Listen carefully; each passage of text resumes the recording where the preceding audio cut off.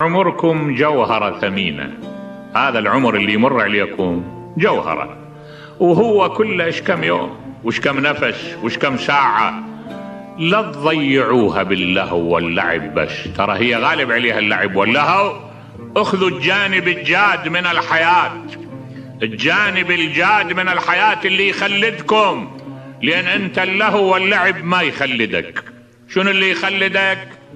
يخلدك نظرية علمية، يخلدك عمل صالح، يخلدك خير لوجه الله، يخلدك خدمة الإنسان، الملكات الكريمة، السجايا الفاضلة، الخلق العالي. هذا هو اللي يخلدك، وهذا ما يجي بدون معاناة. ماكو شي يجي بدون معاناة. كون تعاني يعني وقتك لا تخليه زحمة اللعب واللهو، لا توجه للأشياء اللي تموتك وأنت حي.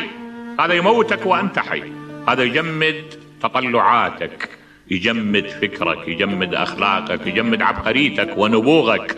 بينما إذا اتجهت بخط علمي، بخط أخلاقي، بخط عملي، تقدر تبدع وتنتج وتفيد الإنسانية. لأن الإنسانية مثل ما هي بحاجة للنظرية العبادية، هي بحاجة للنظرية العلمية.